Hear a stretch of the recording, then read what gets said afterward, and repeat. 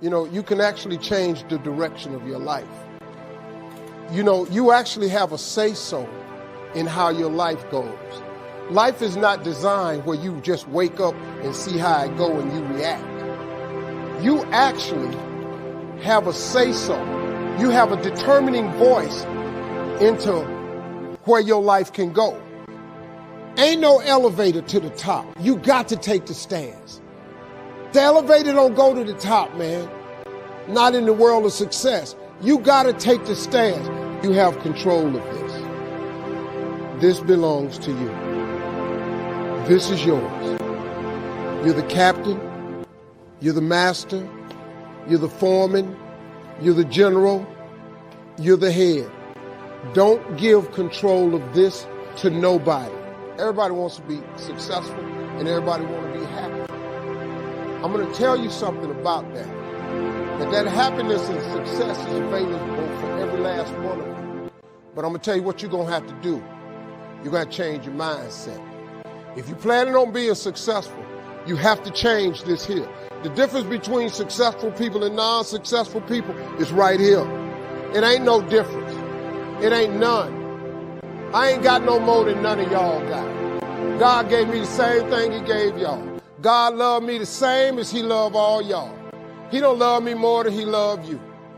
But you have got to change your mindset. You got to get funky if you want to be successful. If you think that they're going to mail this money to your house, you're dead wrong about that. If you think they're going to pave the way for you and make it easy, you're dead wrong about that. If you want to be successful, you got to change your mind. Being successful is so hard, but I realized that not being successful was hard too. The difference between not being successful hard and trying to get successful hard, if you're trying to get successful and it's hard, at least there's some payout. There's a payoff. If you hang in there, there's payoff. When you're not successful, it's hard. It's hard not having money. It's hard never knowing how to come up with your mortgage and your bond and your rent and your let. It's hard not knowing that. Right? How you going to feed your children? How you going to pay your bills? It's hard, ain't it? So if it's hard that way, and it's hard being successful, I might as well deal with how hard it is to be successful, because at least one day there could be a payout. Get off of Instagram and Snap, and get off all these blogs, and get into something that can really, really move your life forward. It's really not important what the majority of people that are blogging are saying. As a matter of fact, bloggers are not relevant people, they're not shakers and movers, and they're not decision makers, and they're not power brokers. So when you spend so much time in the blog world, the Instagram world, the chat world, all of this, you're wasting valuable time. If I was young and I had what you have, and you're the brightest group of young people that have come along in a long time, millennials are absolutely brilliant because you all have technology. I had no technology growing up, nothing. You couldn't download a book. You had to go to the library, go to the card catalog, pull it open, find the book, find the number, go get on the elevator, go to the row, find the number book, get the book, and hope somebody ain't told a page out that you want to read. That's what it used to be. When my mom and them finally got the money together to help us educate ourselves, they bought an encyclopedia set, Britannica, Funkin' Wagner, and everything you wanted to know was in that encyclopedia, and that's all you could know. If you want to look up something about elephant, and they had 2 pages on elephants, that was what your knew about an elephant. Y'all got Google. You can Google anything. You all have stuff at your fingertips that can make you great. But if you can combine your technology with your parents and your grandparents' work ethic, your could be rich. You could be rich, man. But you cannot erase the work ethic part. There is no getting around.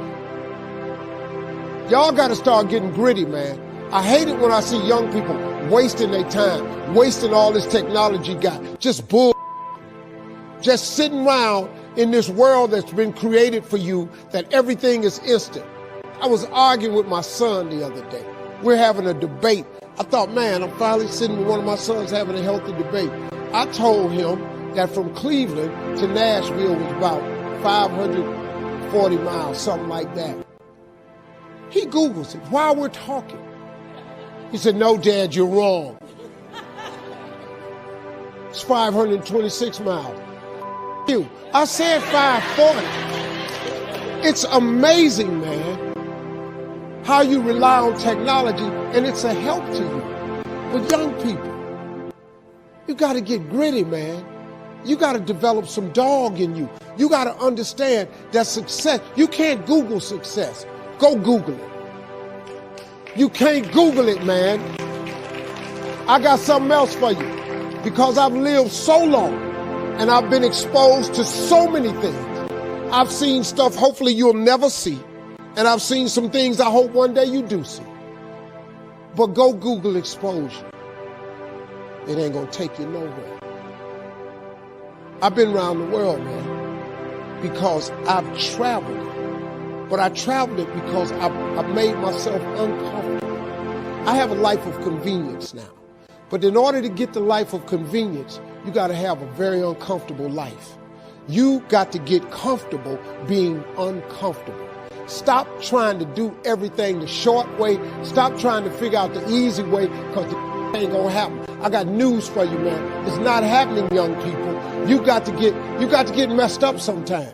You got to get dirty. You got to get your feelings hurt. You got to get disappointed. You got to get told no. You're going to ask somebody for some money. He going to tell you no. But at least then, when I see somebody trying and I tell them no, I try to at least give them something else. See, I'm not going to hand you a fish sandwich. I'll teach you how to fish. But I'm not giving you a fish sandwich. You can forget that. Once you get this, y'all, you can change everything. Do you understand negativity? Let me just give you this and I'm going to walk away. Negativity, you can protect yourself from negativity. And that's what stops most people, negative thoughts. You can coat your mind from negativity. It's a real simple exercise to do. I do it every morning before I walk out the door. So I walk out as a positive person. You know, I get tired sometimes. That's different from being negative, because I get mentally drained from my job at times. But to coat your mind from negativity, the way you can put a coating around your mind is with one simple thing: gratitude. Gratitude erases negativity. I'm going to show you how this works. If you wake up in the morning and you start having negative thoughts, man, this ain't my day. I woke up on the wrong side of the bed. I'm tripping. I just don't feel myself. Every time you feel, in the middle of the day, if you feel yourself doing that, stop. Just stop for a second and start going over in your mind everything you have to be grateful for. Not everything you want, everything you already have, because what you have is substantial. You just haven't gone over the list and taken inventory in a long time. But the fact that you can walk, that's a blessing. The fact that you woke up, that's another blessing. The fact that you can see, think, reason, that's another blessing. The fact that you can go somewhere and get yourself something to eat, that's another blessing. The fact that you can go and turn the key and call someplace home, that's another blessing. The ability to dream is a blessing. The fact that you have an opportunity to get it right is another blessing. The fact that you're beautiful, that's another blessing. The fact that you have any measure of health, that's another blessing. And I'm just talking to you, I don't even know you. I could give you 50 things you ought to be grateful for right now. I don't even know you. Start coating your mind with gratitude. It'll change everything for you.